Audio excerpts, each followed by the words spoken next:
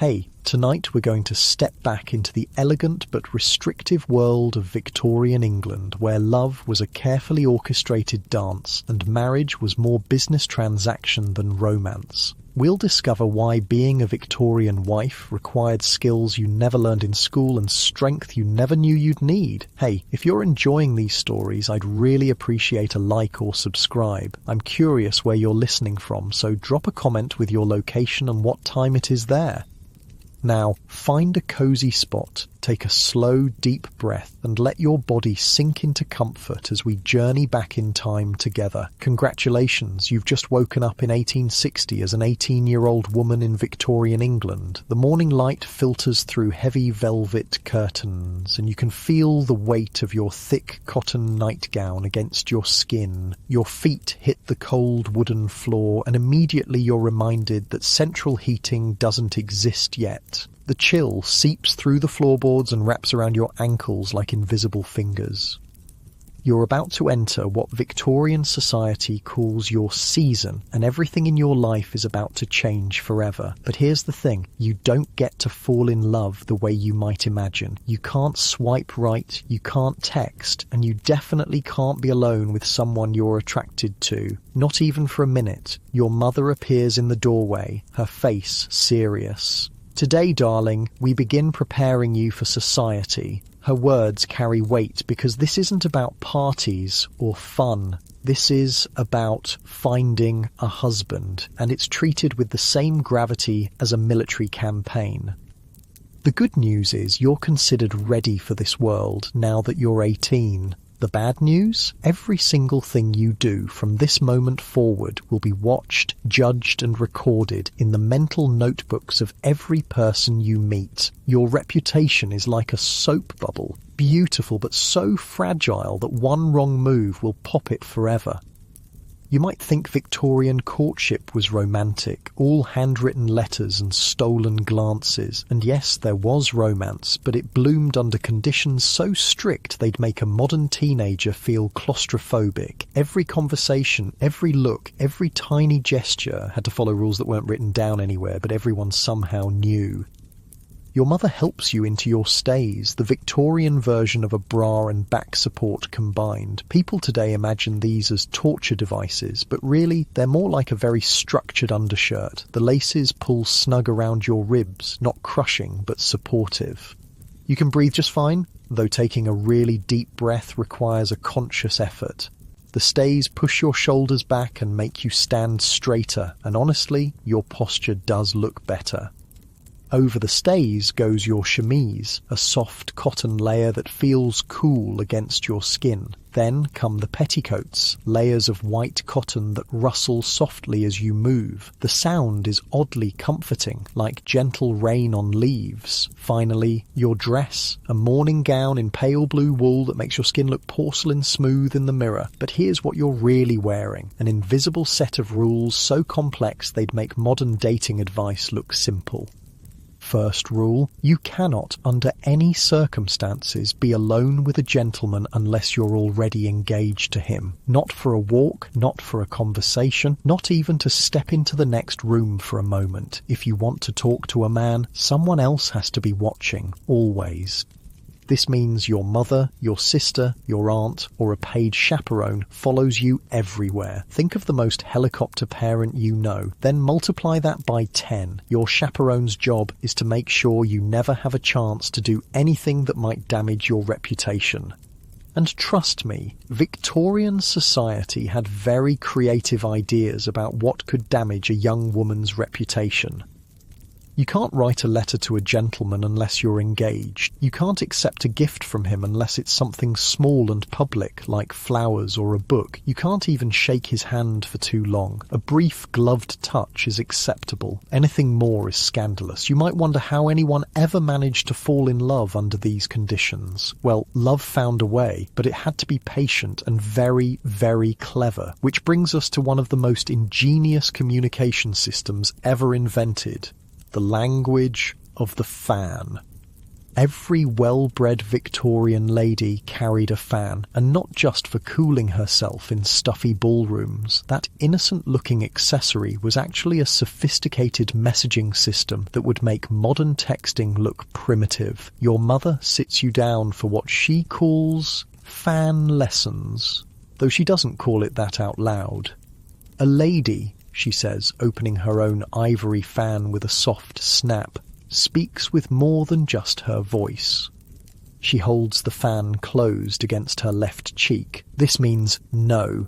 Then she moves it to her right cheek. This means yes. She fans herself slowly. This means I am spoken for.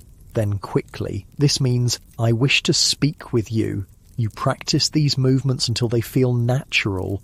Closing the fan with your left hand means you wish to get acquainted. Opening and closing it repeatedly means you want to kiss. Drawing it across your forehead means we are being watched. Dropping it means we belong to each other. It's like learning a secret code, and in many ways that's exactly what it is. Victorian women denied the freedom to speak openly about their feelings, created their own language. They turned a simple cooling device into a tool of rebellion, a way to say what society wouldn't let them say with words. But the fan language only works if someone knows how to read it. So mothers teach daughters, and older women whisper the meanings to younger ones. It becomes a conspiracy of femininity, a shared secret that makes the restrictive rules of courtship just slightly more bearable. Your first test comes at a local dinner party. You're wearing your best evening dress, dark green silk that rustles like whispered secrets when you walk. The neckline is modest by modern standards, but daring for daytime wear, showing just the suggestion of your collarbone. Your hair is piled high in an elaborate style that took your maid an hour to perfect, with tiny pearl pins that catch the candle light. The parlour is warm and golden, lit by dozens of candles that make everything look soft and romantic. The air smells of beeswax and rose water, with underlying hints of the roast beef being prepared in the kitchen. Your stomach growls softly, but you ignore it. Ladies don't acknowledge hunger in public. A young gentleman approaches, properly introduced by your hostess, Mr. Charles Whitmore, second son of a local landowner. He's pleasant-looking, with kind brown eyes and a nervous smile that suggests he's as uncertain about these social rules as you are.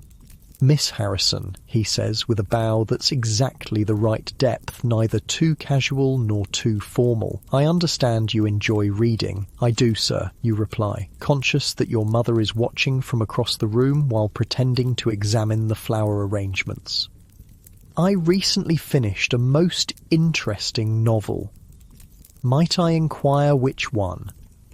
This is where the conversation becomes a delicate dance. You want to seem intelligent, but not too intellectual. Accomplished, but not intimidating.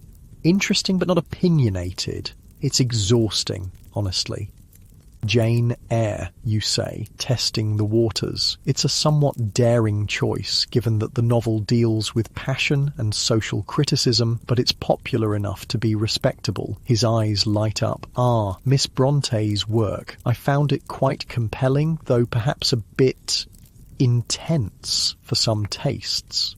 You realise he's testing you too, trying to figure out if you're the sort of woman who can handle intensity or if you prefer your literature as bland as unseasoned soup. You make a decision that feels both brave and terrifying.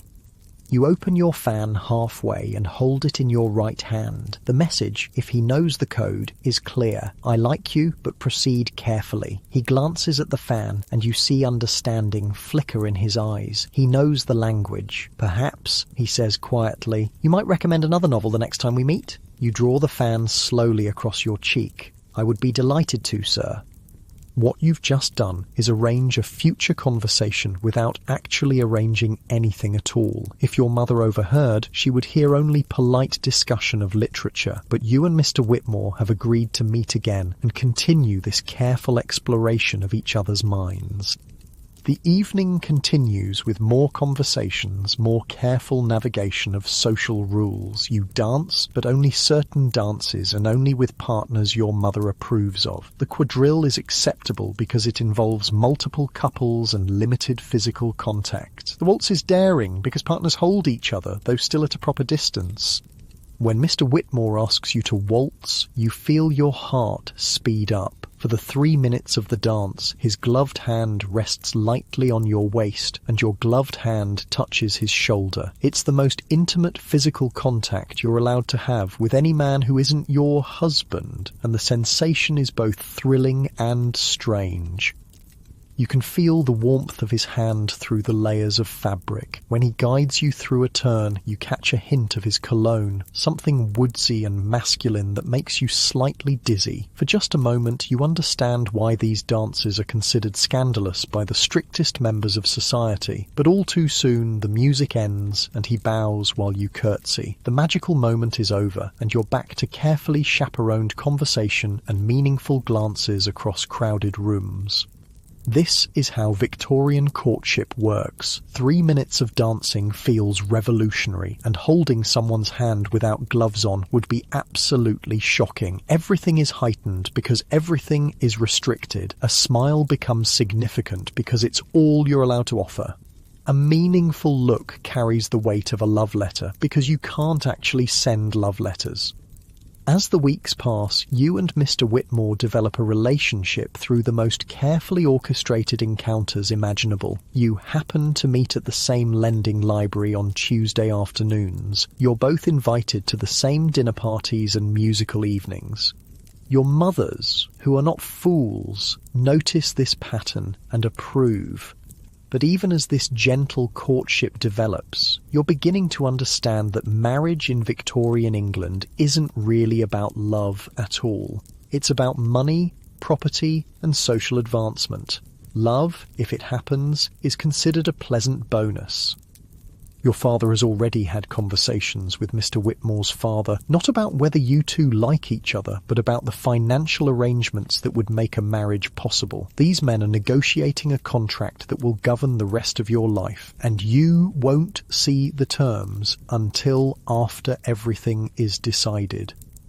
Mr. Whitmore's family wants to know exactly how much money your father will provide as your dowry. Your father wants to know what Mr. Whitmore stands to inherit and how he plans to support a wife. Both families are calculating whether this union will improve their social standing, increase their wealth, or provide useful business connections. You're not consulted about any of this. You're the prize in the negotiation, not a participant in it. But you are fortunate because your parents actually seem to care whether you like your potential husband. Many girls aren't so lucky. Some Victorian women meet their future husbands for the first time at their engagement parties. Some are married off to pay family debts or secure business partnerships, regardless of their feelings. Your friend Margaret whispers to you at another party that her cousin Emily was promised to a man 40 years her senior because his shipping business could save Emily's father from bankruptcy. Emily had never even spoken to the man before their wedding day.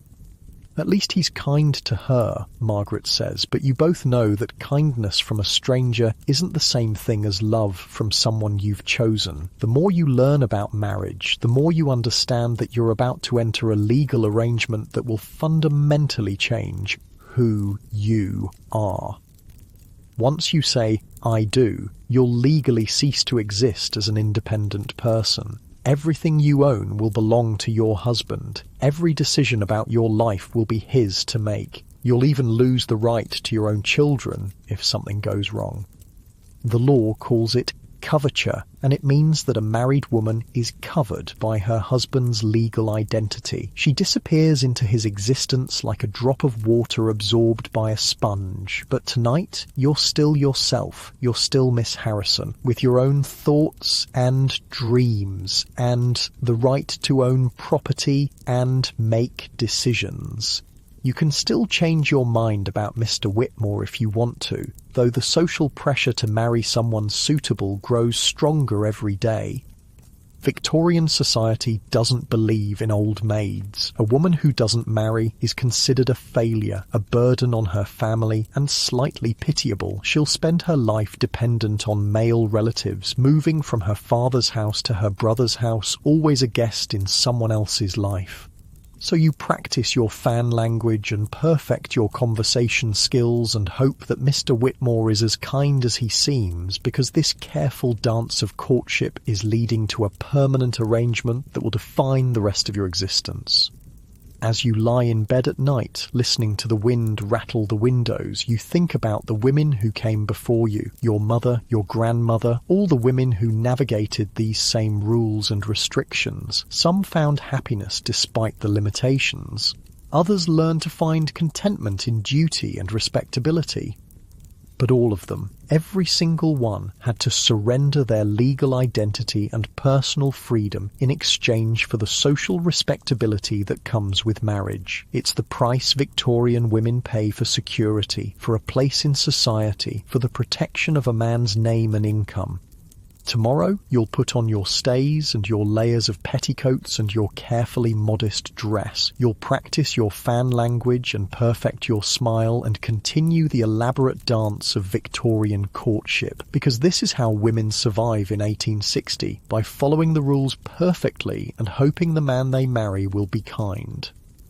The candle flame flickers in the draught, casting dancing shadows on the wallpaper. Soon you'll blow it out and sleep in the darkness, dreaming perhaps of a future where love and choice walk hand in hand. But when you wake, you'll be back in a world where women's dreams are always secondary to men's plans, and where the greatest adventure allowed to you is the careful navigation of someone else's expectations. Sleep now and rest well, because tomorrow the dance continues, and there's still so much more of this story to tell. The morning arrives when everything changes forever. Mr. Whitmore, now simply Charles in the privacy of your thoughts, has asked your father for your hand in marriage. The negotiation took place in your father's study over brandy and cigars, while you sat in the morning room pretending to embroider and straining to catch fragments of conversation through the heavy oak door. You hear the low rumble of masculine voices, occasional laughter, and the scratch of pen on paper. They're drawing up the marriage settlement, a legal document that will govern every aspect of your financial future, the dowry your father will provide, the property that will be held in trust, the arrangements for any children you might have. Your entire life is being planned and documented in that room, and you're not invited to participate. When Charles emerges, his face is flushed with success and what might be genuine happiness. Your father follows, looking satisfied in the way men do when they've completed a good business transaction. "My dear," your father says, taking your hands in his, "Mr. Whitmore has something to ask you." This is the moment you've been preparing for, but it still feels surreal. Charles takes your hands, his gloves soft against your fingers, and asks the question that will determine the rest of your existence. "Miss Harrison, would you do me the honour of becoming my wife?" You say yes because that's what you're supposed to do, and because you genuinely like him, and because refusing would create a scandal that would follow you forever. But as the words leave your lips, you feel something shift inside you, like a door closing on a room you'll never enter again. The engagement period passes in a whirlwind of preparations. Your mother takes you to London for your trousseau, the collection of clothes and household linens that will see you through your first years of marriage. You spend hours in drapers' shops, running your fingers over bolts of silk and cotton, choosing fabrics for morning dresses, afternoon gowns, and the elaborate evening wear that married women are expected to possess.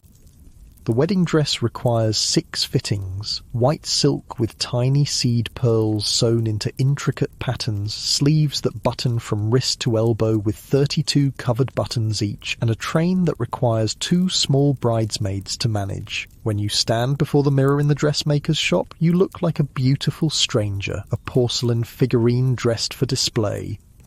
But beneath the white silk, you're learning lessons your mother never explicitly taught you. Other married women, speaking in lowered voices over tea, share fragments of information about what to expect on your wedding night. The advice is vague and contradictory, leaving you more confused than informed. "Be patient with your husband," says Mrs. Thornfield, a woman who's been married 15 years and has 6 children. "Men have needs that women must accommodate." "Remember your duty," adds Mrs. Pemberton, her voice tight with something that might be remembered pain. "A wife's primary obligation is to provide her husband with heirs." Nobody explains exactly what this duty involves, but you gather it's something physical, probably uncomfortable, and definitely not discussed in polite society. You're supposed to understand through intuition what generations of women have learned through experience, often painful experience. The wedding day arrives with the kind of October weather that makes everything look like a watercolour painting. Golden light slants through the church windows, illuminating dancing dust motes that remind you of fairy tales. Your dress rustles like whispered secrets as you walk down the aisle on your father's arm, and for a moment the ceremony feels genuinely magical. Charles looks handsome in his morning coat, his brown eyes warm as you approach the altar. The vicar's voice echoes in the high-ceilinged space as he leads you through vows that sound romantic until you really listen to the words. "Do you promise to love, honour and obey your husband?" the vicar asks, and you hear the legal weight behind each word.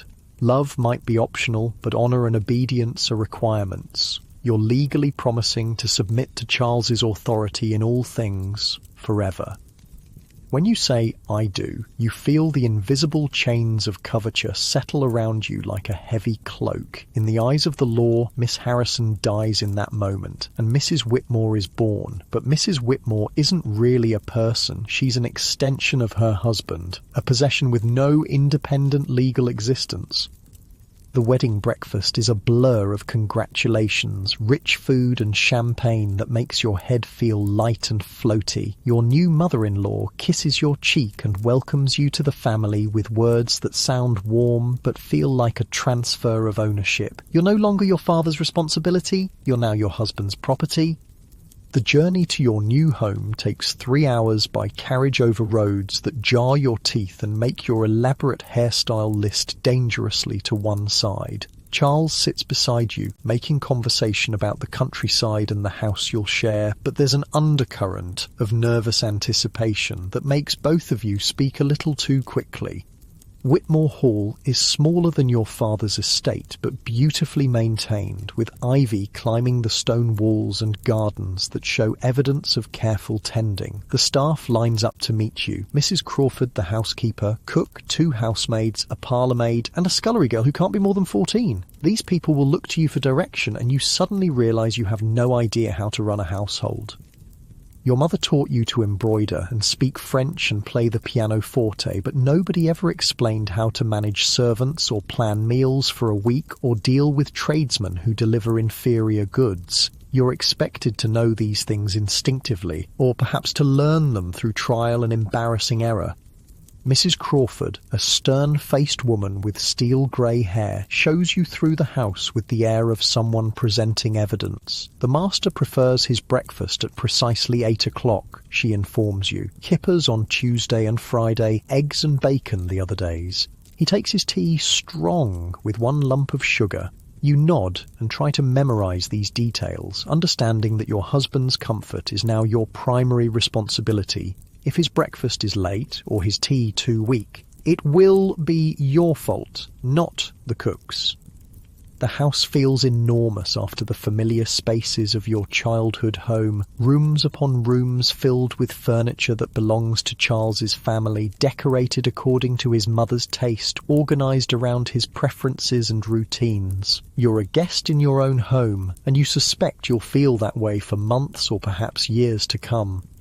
Your bedroom is connected to Charles's by a dressing room, an arrangement that allows for privacy while maintaining the easy access that marriage apparently requires. The bed is enormous, with heavy curtains that can be drawn for warmth and privacy. Looking at it makes your stomach flutter with nervousness about what will happen when the sun sets. Mrs. Crawford shows you the household accounts, thick ledgers that track every penny spent on candles, soap, coal and food. The previous Mrs. Whitmore, God rest her soul, was very particular about the accounts, she says. She checked every entry and questioned any expense over 2 shillings. You stare at the neat columns of figures and realise you're looking at your future. Every day you'll need to review these accounts, manage the household budget, and make decisions about expenditures that could affect your family's financial standing. If you spend too much on groceries, Charles will notice. If you spend too little and the quality suffers, Charles will notice that too. The weight of responsibility settles on your shoulders like a heavy shawl. You're now accountable for the smooth running of a household that employs 6 people and maintains the social standards expected of a gentleman's family. One poorly planned dinner party could damage Charles's business relationships. One incident of poor housekeeping could reflect badly on his social standing. As evening approaches, your new lady's maid, a young woman named Sarah, helps you out of your wedding dress and into a nightgown that feels simultaneously too revealing and too concealing. The white cotton is softer than anything you've ever worn, but it's designed for a purpose you don't fully understand. Charles knocks on the connecting door with the kind of politeness that suggests he's as nervous as you are. When you tell him to enter, he appears in a dressing gown that makes him look older and more serious than the young man who courted you with such careful propriety. What happens next is awkward, uncomfortable, and nothing like the romance novels you've secretly read. Charles is gentle and patient, but the physical reality of marriage is startling and painful in ways nobody prepared you for. Afterward, as you lie in the darkness, listening to his breathing gradually slow into sleep, you understand why married women speak of duty rather than pleasure. This is what you've traded your independence for, the legal right to be owned by a man who seems kind but is essentially a stranger, the social respectability that comes with marriage, and the security of never having to worry about becoming an old maid. It's not a bad trade, necessarily, but it's final and irreversible. The next morning brings your first real test as mistress of the house. You wake to find Charles already dressed and in his study, attending to correspondence that requires his immediate attention. The servants are waiting for your instructions about the day's meals, and you realise you have no idea what Charles likes for breakfast beyond Mrs. Crawford's brief summary. You make your way to the kitchen, still feeling strange in your new role. Cook, a plump woman with flour permanently dusted on her apron, looks at you expectantly. "What would you like for dinner tonight, ma'am?" she asks, and you understand that this question will be repeated every single day for the rest of your married life. You suggest roast beef because it seems like the sort of thing gentlemen enjoy, and Cook nods approvingly. But then she asks about vegetables and sauces and whether you'll be having soup as a first course, and you realise that planning even one meal involves dozens of decisions you've never had to make. In your father's house, these choices were made by your mother or the housekeeper. You ate what appeared on your plate and never questioned how it got there. Now you're responsible for feeding not just Charles, but any guests he might invite, and you're expected to do it on a budget that balances economy with social expectations. The Morning Post brings your first lesson in how marriage changes even the simplest interactions. A letter arrives addressed to Mrs. Charles Whitmore, and it takes you a moment to realise they mean you. Your own name, the one you've answered to for 18 years, no longer officially exists. You're now defined entirely by your relationship to your husband. Even more disconcerting is the realization that you can't open the letter without Charles's permission. As a married woman, you have no legal right to receive mail independently. Everything that comes to the house belongs to him, including correspondence addressed to you. Charles finds you staring at the letter in confusion and gently explains that it's from a local ladies' charitable society, inviting you to join their committee. You should accept, he says, and you understand that this isn't really a suggestion. As his wife, you're expected to participate in the social activities that reflect well on his standing in the community. The weeks that follow blur together in a routine of domestic management that's both overwhelming and surprisingly dull. You wake each morning to plan meals, review accounts, and supervise servants. You receive calls from other ladies in the afternoon, making conversation about weather and local gossip while carefully avoiding any topics that might be considered inappropriate. Your days are full but curiously empty. You're busy from morning to night, but the tasks feel disconnected from anything you care about. You're maintaining a household, fulfilling social obligations, and supporting your husband's career, but you're not really living your own life anymore. The charitable committee meetings provide a glimpse into the lives of other married women, and what you see isn't entirely encouraging. Mrs. Blackwood always wears long sleeves, even on warm days, and sometimes winces when she thinks no one is looking. Mrs. Turner speaks of her husband with a deference that borders on fear. Mrs. Hamilton mentions casually that she hasn't been allowed to visit her sister in 2 years because her husband disapproves of the connection. These women smile and chat about organising funds for orphans, but underneath their polite conversations, you sense a current of resigned endurance. They've all made the same trade you've made, surrendering their independence for security, and some of them are clearly having second thoughts. But complaining isn't an option. Victorian wives are expected to be grateful for their husband's protection and support, regardless of how that protection manifests itself. A woman who speaks against her husband publicly faces social ostracism and potential legal consequences. Marriage is a lifetime contract with no escape clause. Charles, to his credit, seems genuinely concerned with your happiness. He asks about your day, listens to your concerns about managing the household, and gently corrects your mistakes without making you feel foolish. But even his kindness comes with an undercurrent of authority that reminds you of your new position in the world. When you suggest subscribing to a literary magazine, he considers the request seriously before deciding it might not be suitable for a lady. When you mention wanting to learn more about managing the household accounts, he explains that such details would only worry your pretty head unnecessarily. His intentions are protective, but the effect is infantilizing. You're beginning to understand that marriage hasn't just changed your legal status, it's changed your entire identity. You're no longer expected to have opinions about politics, literature, or even your own life. Your thoughts and desires are supposed to align automatically with your husband's, as if saying "I do" had somehow merged your consciousness with his. The physical aspects of marriage remain uncomfortable and bewildering. Charles is patient and tries to be gentle, but there's a fundamental disconnect between what he needs from these encounters and what you experience. You submit because it's your duty, but the pleasure that poets write about remains mysteriously absent.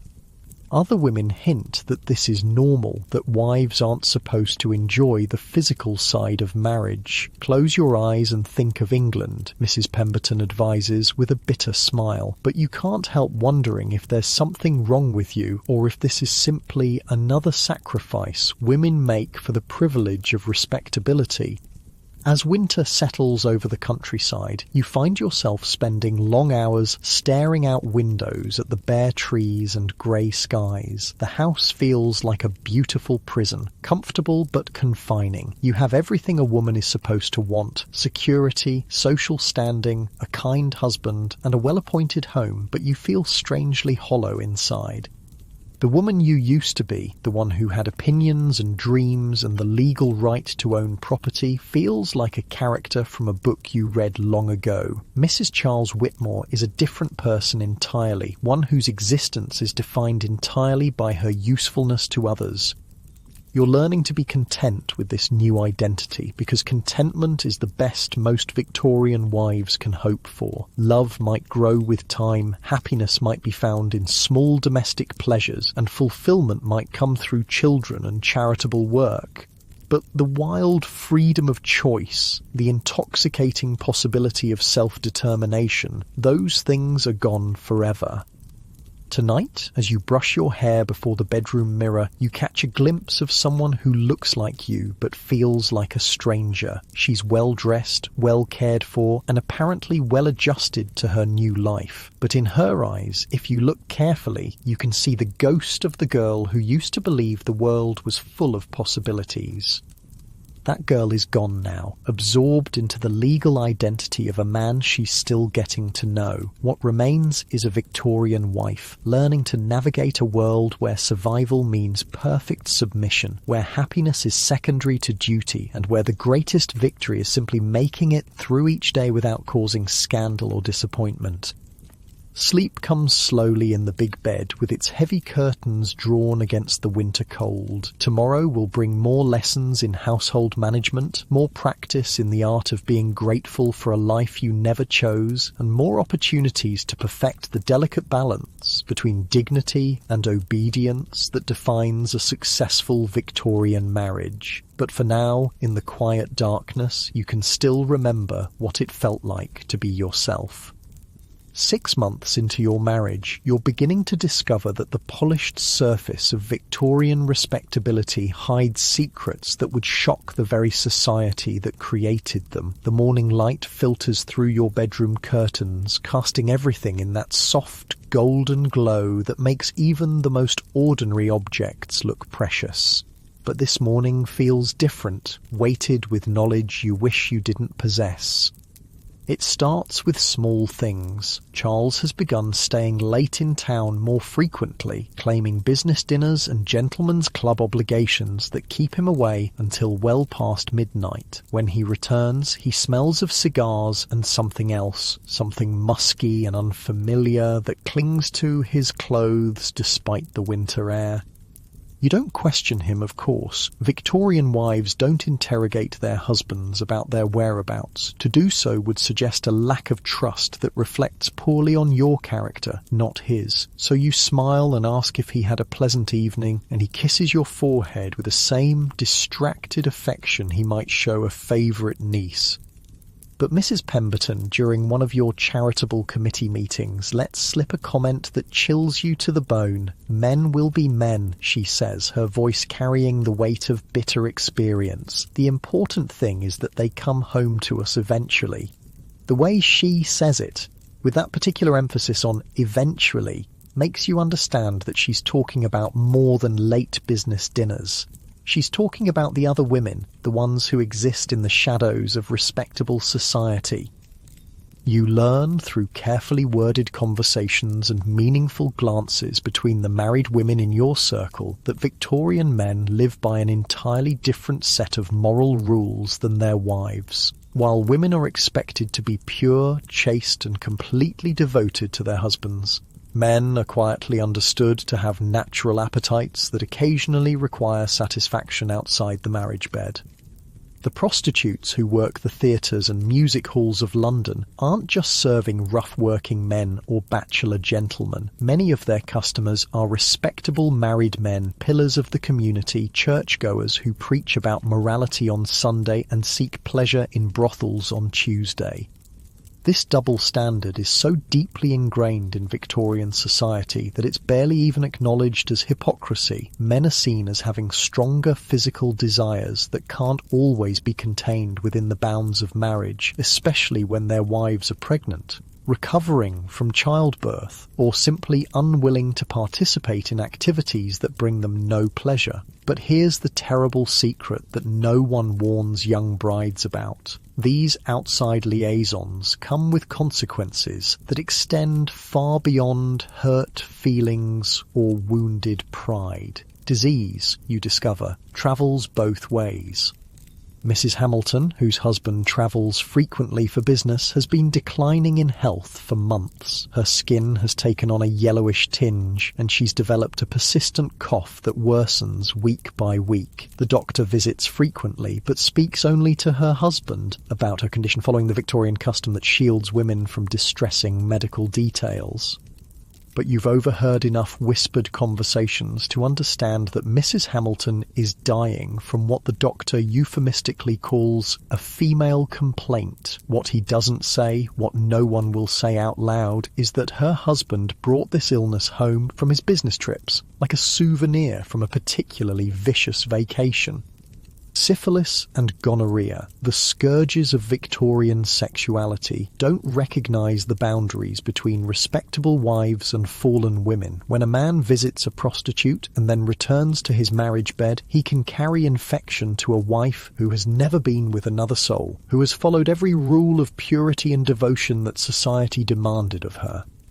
The cruel irony is that these women often don't understand what's happening to their bodies. Victorian medicine shields them from knowledge about their own anatomy, their own diseases, their own reproductive systems. They suffer mysterious ailments, lose babies to miscarriage, battle infertility, and sometimes die young, never knowing that their symptoms have a name and a cause. Even more horrifying is the myth that sleeping with a virgin can cure a man of venereal disease. This folk belief, passed down through generations of ignorant desperation, leads some infected men to seek out young girls, sometimes children, believing that innocence can somehow cleanse their corruption. The result is a cycle of infection and suffering that touches even the most respectable households. Wives who have never strayed from the path of virtue find themselves battling diseases they don't understand, while their husbands continue to be welcomed in polite society without question. You think about this as you sit in your morning room, reading a letter from your sister who's still safely unmarried and living in your father's house. She writes about books she's reading, exhibitions she's attended, opinions she's forming about political matters. Her life seems impossibly free compared to yours, filled with choices and possibilities that feel like distant memories. The contrast makes you acutely aware of how much you've lost. Marriage was supposed to be the beginning of your real life, but instead it feels like the end of your authentic self. You've traded your independence, your legal rights, your freedom of movement, and your intellectual autonomy for security and social acceptance, and now you're beginning to suspect that even the security might be an illusion. Your own health has been uncertain lately. Nothing dramatic, just a persistent fatigue and some discomfort that you mention to Charles, but that he dismisses as typical feminine weakness. When you suggest calling the doctor, he assures you that such things resolve themselves naturally and that you shouldn't worry your pretty head about minor complaints. But you've been listening more carefully to the conversations of other wives, and you're starting to recognise patterns, the way Mrs. Thornfield excuses herself frequently during social gatherings, the careful way Mrs. Blackwood sits as if movement causes her pain, the drawn look around Mrs. Turner's eyes when she thinks no one is watching. These women are suffering in silence, bound by a code of respectability that prevents them from discussing their bodies, their health, or their marriages with anything approaching honesty. They hint and imply and speak in euphemisms, but they never say outright what everyone understands: that marriage for many Victorian women is a form of sanctioned victimhood. The physical abuse is perhaps the most carefully hidden secret of all. Victorian law explicitly gives husbands the right to correct their wives, and what constitutes reasonable correction is left largely to the man's discretion. A husband can hit his wife, lock her in a room, deny her food, or restrict her movements, and the law will support his authority as head of the household. You notice that Mrs. Blackwood always wears long sleeves, even on the warmest days. When she reaches for her teacup, you catch a glimpse of what might be a bruise around her wrist, dark purple against her pale skin. But when you ask if she's feeling well, she smiles brightly and changes the subject to the weather or the latest charitable cause.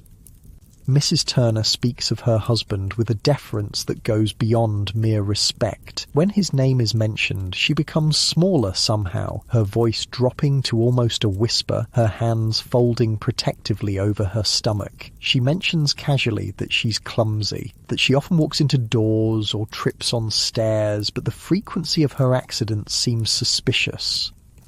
These women have no recourse. Divorce is nearly impossible to obtain and carries such social stigma that it might as well be a death sentence. A divorced woman loses her children, her social standing, her financial support, and often her family's approval. She becomes a pariah, barely better than a prostitute in the eyes of respectable society. Even separation requires proving such extreme cruelty that most judges won't believe a genteel woman could endure it and remain sane. The legal system assumes that any wife complaining about her husband's behaviour must be hysterical, vindictive, or delusional. Her word carries no weight against his reputation as a gentleman.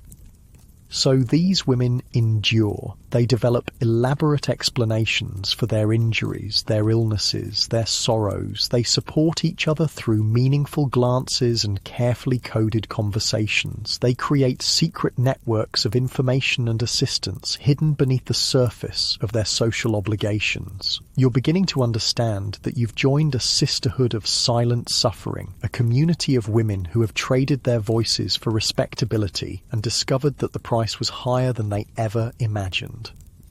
The realization comes fully one afternoon when you're going through Charles's correspondence to help organize his business papers. It's a task he's assigned you, part of your duties as a wife, and you're supposed to simply sort and file without reading. But one letter catches your attention because it's written in a woman's hand, the paper scented with cheap perfume that's nothing like the subtle fragrances used by ladies of your social class.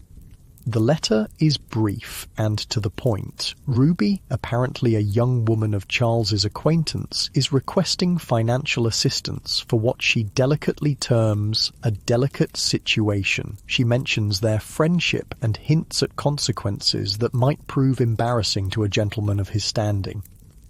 You sit in the silence of the study, holding this evidence of your husband's infidelity, and feel something break inside you that you didn't even know was still whole. Not your heart exactly, that was already cracked from the loneliness and disappointment of marriage. What breaks is your last illusion about the world you've entered. Charles, your kind and patient husband, has been living a double life. While you've been struggling to be the perfect wife, managing his household and supporting his social standing, he's been pursuing other women with the casual entitlement that Victorian society grants to men of his class. The woman writing this letter is probably younger than you, possibly desperate, certainly without the protections that your social class provides. If she's pregnant, as the letter seems to suggest, she faces a future of shame, poverty, and social ostracism. Charles faces no consequences at all beyond the minor inconvenience of providing some money to make the problem disappear. You carefully return the letter to its place among his papers and go about your afternoon duties as if nothing has changed. But everything has changed. You now understand that your marriage is not a partnership or even a companionship. It's a business arrangement in which you provide domestic services and social respectability in exchange for financial security and protection from the fate of unmarried women. Love, if it ever existed, was never really part of the contract. That evening, as you sit in the drawing room doing needlework while Charles reads his newspaper, you study his face in the lamplight. He looks exactly the same, kind brown eyes focused on the political news, occasionally commenting on some parliamentary debate or business development. But you're seeing him differently now, understanding that the man you married contains depths of selfishness and entitlement that your naive 18-year-old self never imagined. The worst part is that you can't even be angry with him. Not really. He's behaving exactly as Victorian society expects men to behave. He provides for you financially, treats you with public respect, and fulfills his social obligations as a husband. The fact that he seeks sexual satisfaction elsewhere, that he risks bringing disease into your marriage bed, that he casually exploits vulnerable women, these things are considered normal masculine behavior. You're the one who had unrealistic expectations. You're the one who somehow believed that marriage would involve mutual respect, shared affection, and basic consideration for your well-being. You're the one who was foolish enough to think that the romantic courtship meant something deeper than a successful business negotiation. The needlework blurs in your vision as tears you won't allow yourself to shed threaten to spill over. Victorian wives don't cry about their husbands' infidelities. They accept them gracefully, manage the household consequences discreetly, and maintain their dignity through all circumstances. So you blink back the tears and continue your embroidery, creating tiny, perfect stitches that will last long after everyone who might admire them is dead. Like all Victorian wives, you're learning to find meaning in small, contained activities, to take satisfaction in tasks that require skill but demand nothing dangerous like independent thought or personal expression. The clock on the mantelpiece chimes 9, and Charles folds his newspaper with the satisfied air of a man whose world is exactly as it should be. "Shall we retire, my dear?" he asks, and you nod and smile as if this routine brings you pleasure instead of resignation. In your bedroom, Sarah helps you out of your evening dress and into the white cotton nightgown that signals your availability for whatever Charles might require. The ritual has become mechanical, a series of movements performed without conscious thought or emotional investment. You lie in the darkness afterward, listening to Charles sleep peacefully beside you, and understand that this is your life now. Tomorrow will bring the same household duties, the same social obligations, the same careful performance of contentment. You'll plan meals and review accounts and receive visitors and pretend that your greatest ambition is to please a man who barely sees you as a complete person. But perhaps the most insidious aspect of Victorian marriage is how it teaches women to police themselves. You find yourself grateful for Charles's gentleness even as you resent his casual infidelities. You appreciate his financial support even as you mourn your lost independence. You value the social respectability of marriage even as you suffocate under its restrictions.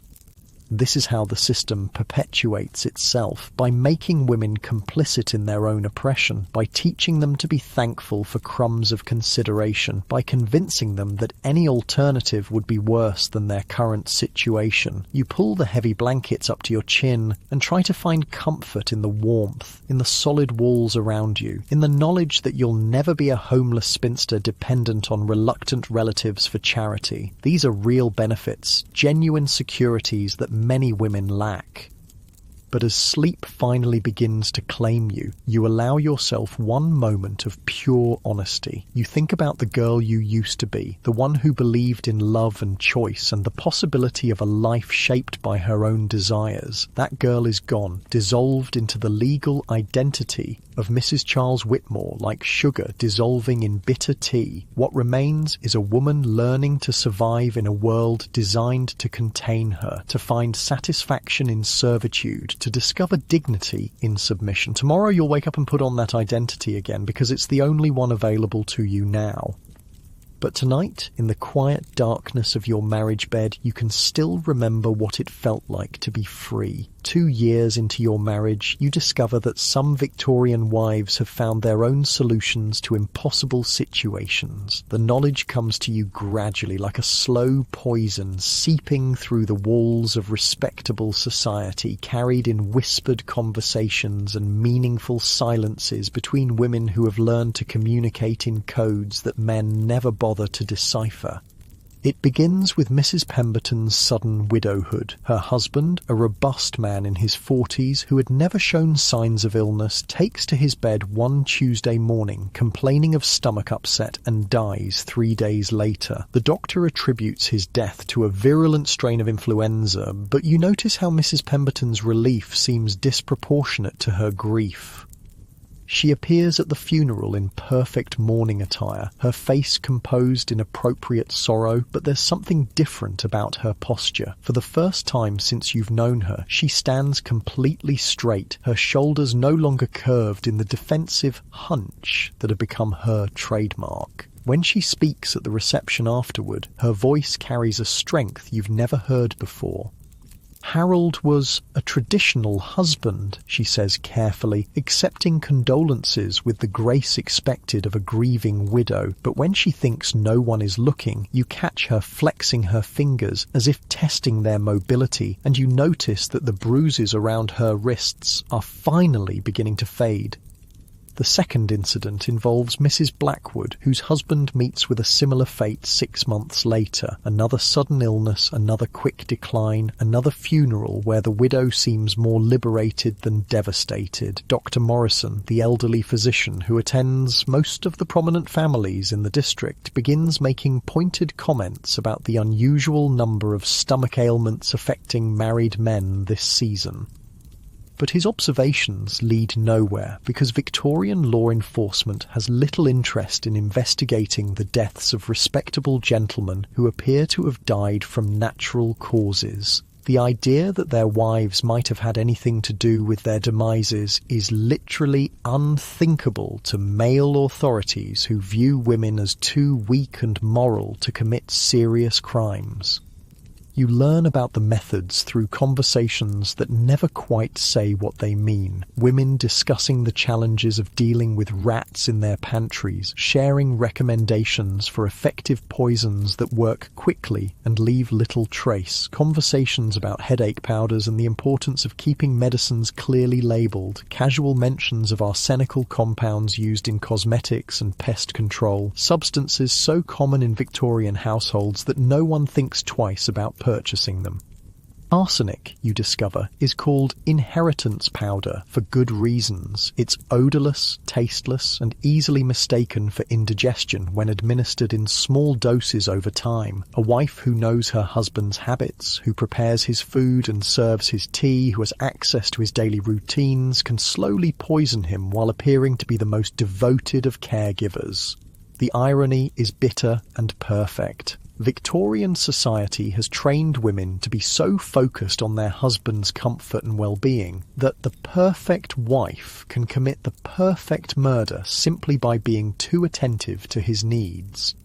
Not all the women who whisper about these methods are actually planning to use them. For many, just knowing that such options exist provides a psychological relief that makes their daily endurance possible. The knowledge that they could fight back, even if they choose not to, gives them a sense of agency in lives otherwise defined by complete powerlessness. But some do more than whisper. Some act. Mrs. Hamilton, whose husband has begun staying out entire nights without explanation, starts keeping a diary, not the sweet, innocent record of daily activities that young ladies are encouraged to maintain, but a detailed documentation of her husband's behaviour, his treatment of her, and the gradual deterioration of her health under his care.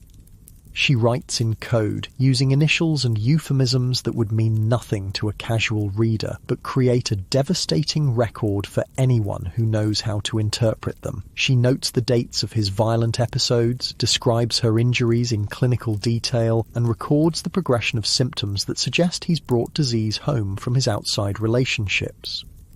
C returned late again, condition requiring attention to my person, she writes on a Tuesday in March. Injuries to left arm and shoulder area, applied cold compresses, symptoms of previous complaint returning. To anyone else, this might read like notes about a clumsy accident and a recurring illness, but Mrs. Hamilton is creating evidence that might someday save her life or explain her death. Other women adopt similar strategies. They hide money in household accounts, claiming small amounts for imaginary expenses and secreting the coins away in case they ever need to flee. They cultivate relationships with relatives who might provide shelter in an emergency. They learn about legal remedies that might theoretically be available to wives in extreme circumstances. But the legal system remains almost entirely closed to them. Divorce, even for women who can prove adultery, cruelty and abandonment simultaneously, requires legal proceedings that will destroy their reputations and leave them destitute. The few women who attempt it find themselves fighting not just their husbands, but the entire structure of Victorian society. Take the case of Mrs. Caroline Norton, a woman whose husband's abuse became so public that she couldn't hide it any longer. When she finally sought legal separation, her husband retaliated by claiming custody of their children and refusing to provide any financial support. The courts supported his right to do both, ruling that a woman who leaves her husband, even for the best of reasons, forfeits all claims to her children and property. Mrs. Norton spent years fighting for basic legal rights, writing pamphlets and lobbying politicians for reforms that would give women some protection under the law. Her efforts eventually contributed to the Matrimonial Causes Act of 1857, which theoretically made divorce more accessible. But in practice, the law remained heavily biased against women, requiring them to prove not just adultery, but additional offences like cruelty or incest before courts would grant relief.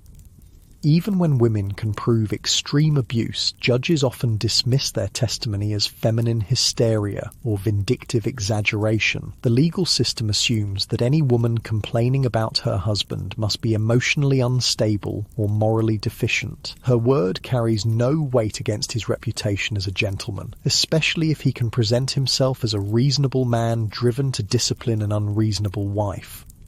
You learn these things through the network of women who have learned to share information without appearing to discuss anything more serious than recipes or household management. They teach each other which doctors might be sympathetic to female complaints, which lawyers might consider taking a woman's case, which relatives might provide temporary shelter for a desperate wife. But they also share darker knowledge, which poisons work most effectively, which accidents might befall abusive husbands, which symptoms suggest that justice might need to be administered privately since the law offers no protection. The most horrifying aspect of this hidden world is how normal it seems to the women who inhabit it. They discuss murder with the same calm practicality they use to plan dinner parties, weighing options and sharing advice with the efficiency of experienced household managers. The trick, Mrs. Pemberton confides during a quiet moment at another funeral, is patience. Men expect women to be emotional and impulsive, so they never suspect systematic planning. Her voice is conversational, as if she's discussing the best technique for training roses to climb a trellis. And consistency, adds Mrs. Blackwood, adjusting her mourning veil with hands that no longer shake. Small amounts, regular schedule, careful attention to symptoms. The appearance of devoted nursing care is essential. They speak like professionals sharing trade secrets, which in a way they are. Victorian society has trained them to be experts in their husband's habits, preferences, and vulnerabilities. They know exactly when he takes his tea, what foods he favours, which medicines he relies on for various complaints. They've spent years studying these men with the focused attention that comes from having their survival depend on predicting masculine moods and needs. Now, some of them are simply applying that expertise in a different direction.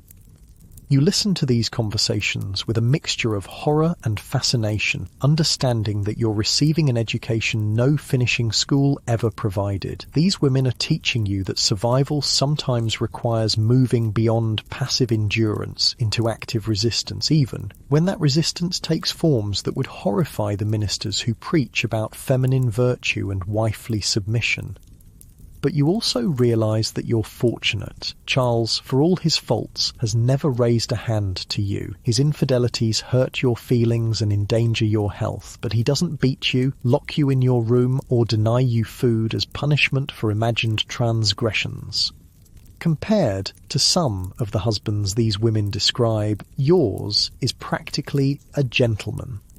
This relative mercy makes your position more complex. You have grievances, but not grounds for the extreme measures that desperation sometimes requires. You're trapped in a marriage that disappoints and constrains you, but you're not in immediate physical danger. Your suffering is largely emotional and psychological, the slow erosion of selfhood rather than the acute crisis of physical abuse. So, you continue your daily routines, managing the household with increasing competence, fulfilling your social obligations with practiced grace, and maintaining the appearance of a satisfied wife while documenting your own experiences in a private diary that you hide beneath your jewellery box. Your entries are more circumspect than Mrs. Hamilton's detailed records, but they serve a similar purpose. You're creating a record of your authentic thoughts and feelings, preserving some evidence that the woman you used to be actually existed. Writing becomes a form of resistance, a way of maintaining your inner voice when your outer voice has been so thoroughly subdued.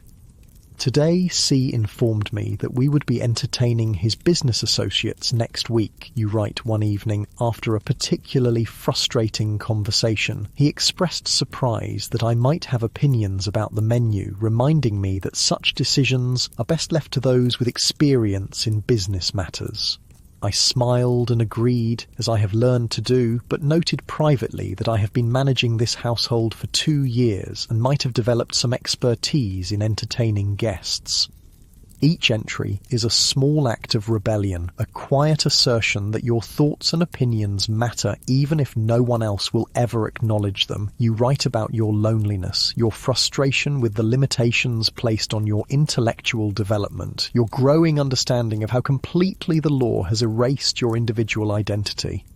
But you also write about small moments of satisfaction, successfully managing a difficult dinner party, helping a servant's child when the local doctor was unavailable, reading a challenging book and forming your own opinions about its merits. These accomplishments may seem trivial compared to the achievements available to men, but they represent the full extent of agency available to a Victorian wife, and you've learned to take pride in mastering them. The diary becomes your confidant, the only place where you can be completely honest about your experiences. You write about the physical discomfort of marital relations, the emotional distance you feel from a husband who sees you as a pleasant but relatively unimportant part of his household, the growing awareness that your carefully cultivated domestic skills are appreciated mainly for their contribution to his social standing.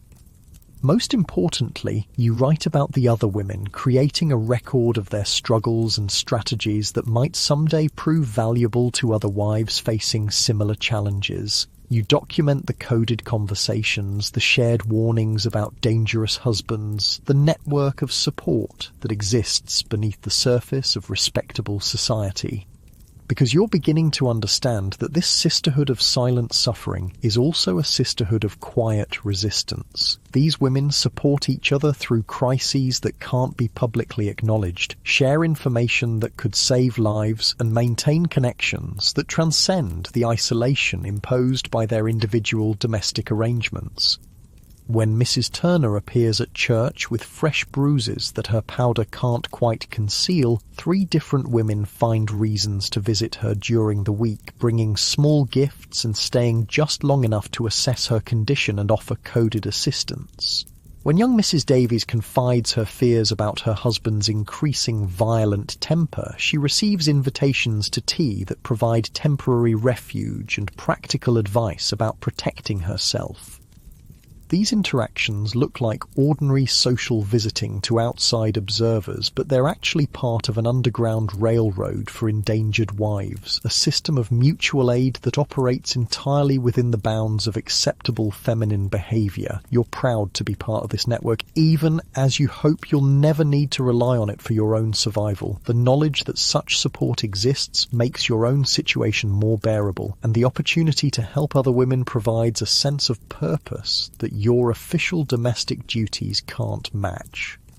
As autumn settles over the countryside again, marking your 3rd year of marriage, you realise that you've survived the transition from idealistic bride to pragmatic wife. You've learned to find satisfaction in small achievements, to take pride in competencies that society considers trivial, and to maintain your sense of self through private acts of resistance and documentation.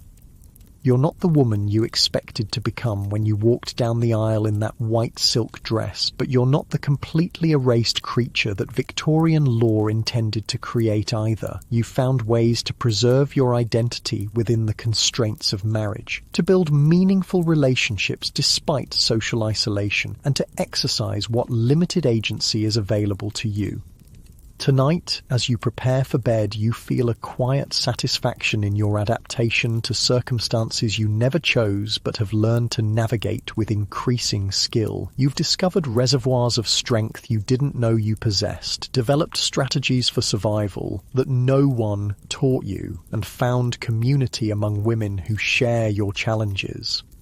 Charles sleeps peacefully beside you, unaware of the complex inner life you've developed or the network of female relationships that sustain you through the difficulties of marriage. He sees a dutiful wife who manages his household efficiently and supports his social standing appropriately. He has no idea that you've become something much more interesting and formidable than the sweet, compliant girl he married.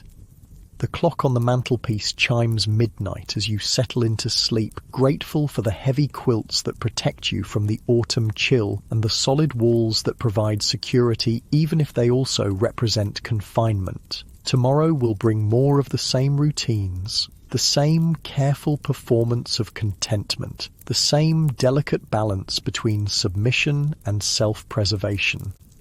But you'll face it with the knowledge that you're not alone, that other women have survived similar challenges, and that resistance takes many forms, some of them so subtle that even the most observant husband would never notice them. You've learned to be dangerous in ways that look like devotion, rebellious in ways that appear to be obedience, and strong in ways that men mistake for weakness. Sleep comes easily now, your breathing settling into the slow, steady rhythm of someone who has found peace within circumstances that once seemed impossible to endure. 5 years into your marriage, you witness something that changes everything. A woman who refuses to be silent. Her name is Mrs. Elizabeth Morrison, and she arrives in your district as the new vicar's wife, carrying herself with a confidence that immediately sets tongues wagging throughout the parish. Unlike the other wives in your social circle, Mrs. Morrison speaks directly to her husband during public gatherings, offering her own opinions on theological matters and community issues. She doesn't defer to his authority with the automatic submission that Victorian society expects. Instead, she treats him like an equal partner, someone whose opinion she values but doesn't automatically consider superior to her own. The shock this creates among the local families is palpable. During her first month in the parish, you overhear at least 3 different conversations questioning whether Reverend Morrison properly controls his household. The gentlemen express concern about the example such behaviour sets for other wives, while the ladies whisper about Mrs. Morrison's obvious lack of proper training in feminine deportment.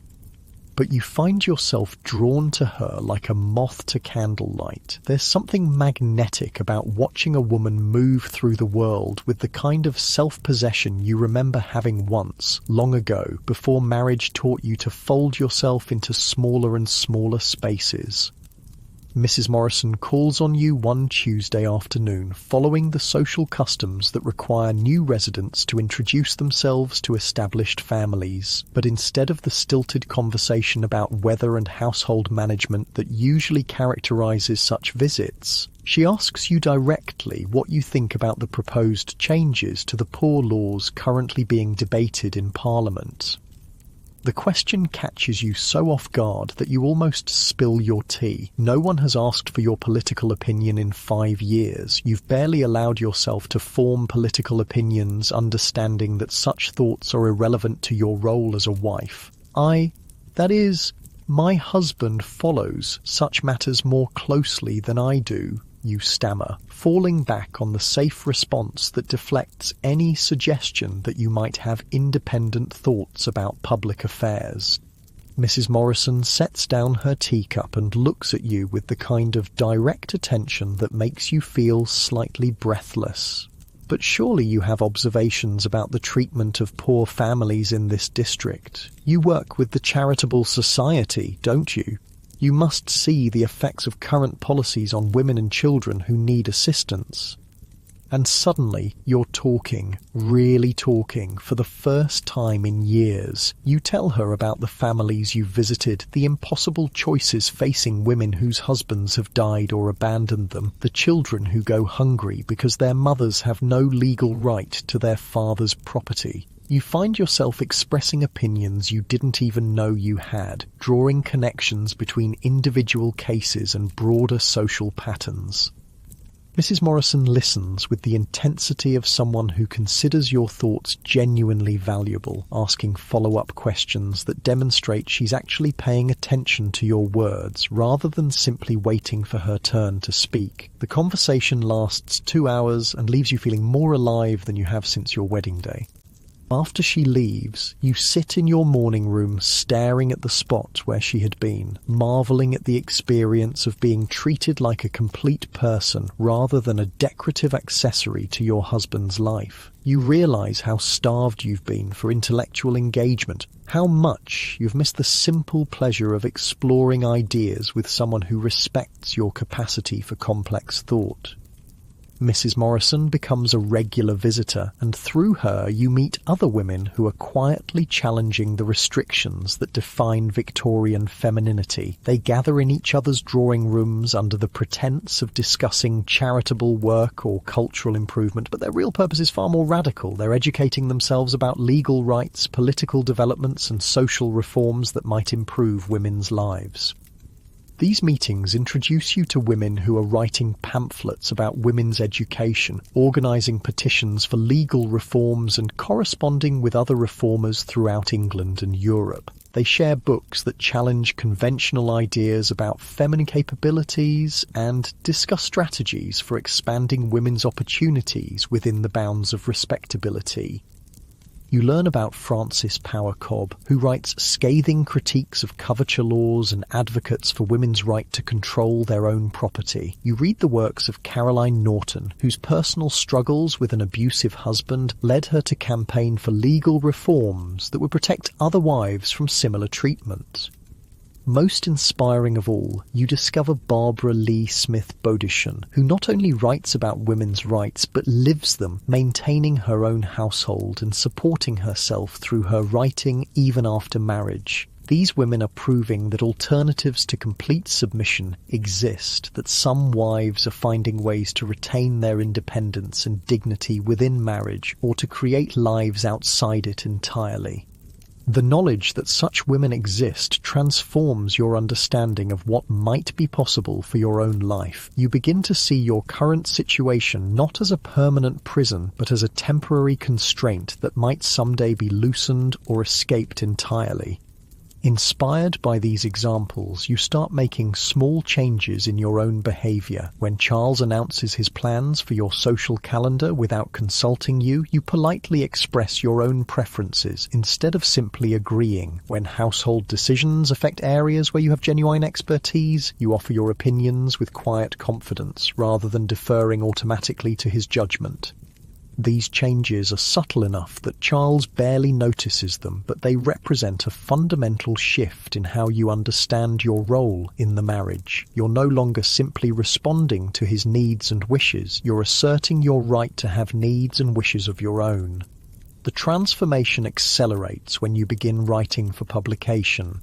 Mrs. Morrison mentions that the local newspaper occasionally prints letters from readers about community issues, and she encourages you to submit your thoughts about the Charitable Society's work with poor families. Your first published letter appears under the byline "A Lady of the Parish," following the convention that allows women to express public opinions while maintaining appropriate anonymity. The letter argues for more systematic support for widowed mothers and generates several responses from other readers, creating exactly the kind of public discussion that Victorian ladies are supposed to avoid.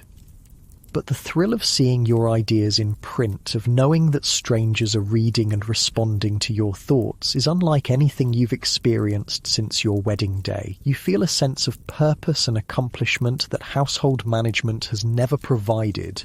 a connection to the broader world that marriage had severed.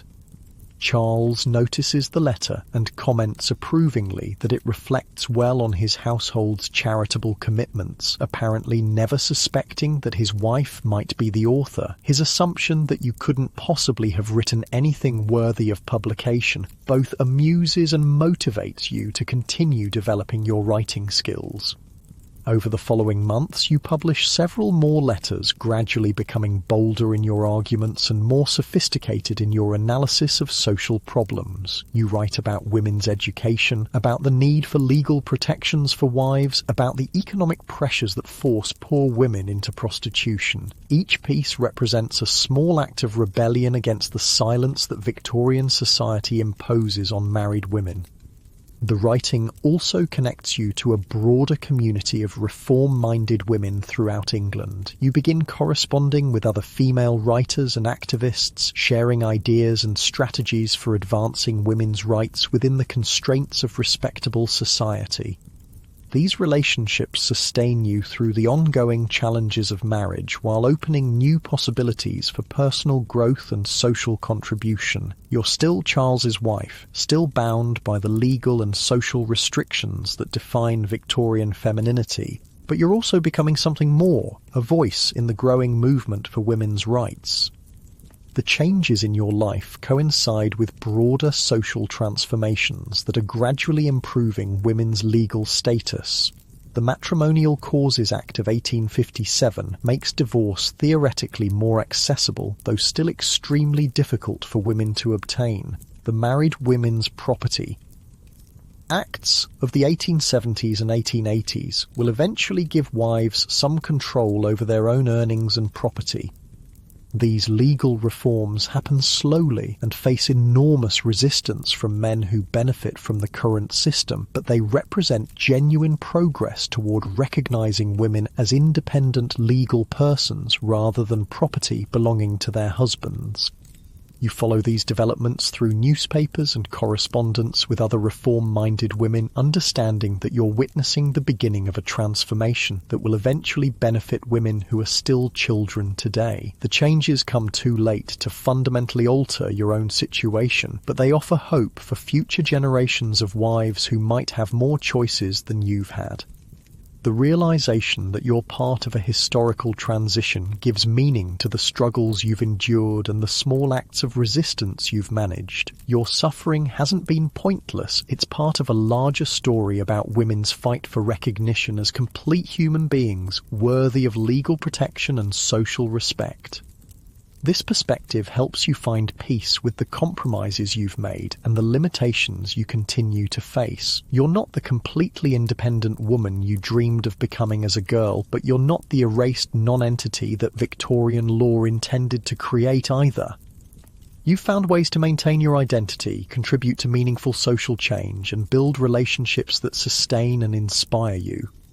Charles remains largely oblivious to your intellectual and political development, seeing only the efficient household management and appropriate social behaviour that fulfill his expectations of a wife. In some ways, his blindness to your inner life protects you, allowing you to pursue activities that might alarm him if he understood their significance. But you've also come to see his limitations more clearly, understanding that his inability to recognise your full humanity reflects his society's failure to educate men about women's capabilities rather than any personal malice. He's trapped by Victorian masculine expectations, just as you're trapped by feminine ones, though his cage is larger and more comfortable than yours. This understanding doesn't eliminate the loneliness or frustration you feel in your marriage, but it helps you approach these challenges with greater equanimity. You've learned to find fulfillment outside your relationship with Charles while maintaining the appearance of contentment that social stability requires.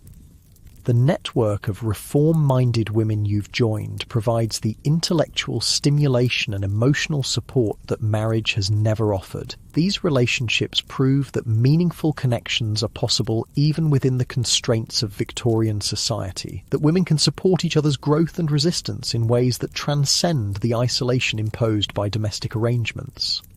As your 10th wedding anniversary approaches, you reflect on the journey that has brought you from naive bride to seasoned survivor and secret rebel. You've learned skills that no finishing school taught, developed strengths that no one expected you to need, and found community among women who share your challenges and aspirations. The woman you've become is neither the romantic heroine you imagined as a girl, nor the completely subjugated wife that Victorian law intended to create. You're something more complex and resilient, a person who has learned to thrive within constraints, to find agency within restrictions, and to maintain hope despite disappointments. Your story is both uniquely personal and representative of thousands of other Victorian wives who found ways to survive and occasionally even flourish within a system designed to contain them. Some, like you, adapted by finding meaningful work and supportive communities within the bounds of respectability. Others, like the women who turned to poison, chose more dramatic forms of resistance when survival demanded it. All of you deserve recognition for the courage it took to maintain your humanity under circumstances that systematically denied your full personhood. The small acts of rebellion, the quiet networks of support, the gradual accumulation of legal and social changes. These things matter as much as the more visible struggles of famous reformers and political leaders. The sun sets earlier now as winter approaches again, casting long shadows across the countryside that has become genuinely familiar over the years. You've learned to love this landscape, these rooms, these routines that once felt like prison walls, not because they've changed, but because you found ways to inhabit them that preserve your sense of self. Tonight, as you prepare for bed, you feel grateful for the warmth of your house, the security of your position, and the meaningful work you've managed to create within the constraints of marriage. You've learned to appreciate the genuine satisfactions available to you while maintaining your commitment to expanding options for other women. Charles sleeps peacefully beside you, unaware that he's married to a woman who has become far more interesting and formidable than the girl he courted so carefully all those years ago. He sees a successful wife who manages his household competently and reflects well on his social standing. He has no idea that you've become a published writer, a political advocate, and a quiet revolutionary working for social change. The contrast between his perception and your reality no longer frustrates you as much as it once did. You've learned to find satisfaction in work that he'll never understand and relationships that exist entirely outside his awareness. Your private life has become rich enough to compensate for the limitations of your public role. As sleep begins to claim you, you think about the women who will come after you, the ones who might have more choices because of the work you and others have done to challenge unjust laws and social customs. They'll face different constraints and discover different forms of resistance, but they'll benefit from the foundation that your generation has laid. The fight for women's freedom didn't begin with the suffragettes, and it won't end with voting rights. It's an ongoing struggle that takes different forms in each generation, requiring new strategies as circumstances change, but maintaining the same fundamental goal: recognition that women are complete human beings deserving of dignity, respect, and the right to shape their own lives. Your contribution to that struggle has been quieter than some, but no less significant. You've proven that resistance is possible even under the most restrictive circumstances, that community can flourish even in isolation, and that hope can survive even the most disappointing compromises. The clock on the mantelpiece chimes midnight, marking the end of another day in a life that has turned out very differently than you expected, but not without its own forms of meaning and satisfaction. You've learned to be content without being complacent, grateful without being passive, and peaceful without being defeated. Tomorrow will bring new opportunities to support other women, to advocate for social reform, and to demonstrate that Victorian wives can be far more than the decorative, submissive creatures that society expected them to be. You'll continue the work of proving that women's voices matter, that their experiences deserve documentation, and that their struggles contribute to the long, slow progress toward justice. But for now, in the quiet darkness of your bedroom, surrounded by the solid walls that represent both security and constraint, you can rest in the knowledge that you found ways to live with dignity within circumstances you never chose but have learned to navigate with grace and determination. Sleep comes easily these days, your breathing settling into the steady rhythm of someone who has made peace with an imperfect world while maintaining the commitment to making it better for those who come next. You've discovered that survival isn't just about enduring. It's about finding ways to flourish even when flourishing requires redefining what success means. The Victorian era is ending, and with it some of the most restrictive constraints on women's lives. Change comes slowly, but it comes, carried forward by the accumulated efforts of women like you who refuse to disappear completely into their husbands' identities. You've been part of something larger than yourself, a movement that will outlive your individual struggles and create possibilities that you can barely imagine. And in the morning, when you wake to another day of careful negotiation between submission and resistance, you'll do so with the quiet satisfaction of knowing that your life has mattered, that your voice has been heard, and that your refusal to be silenced completely has contributed to a story that's much larger and more hopeful than any one woman's experience of marriage in Victorian England.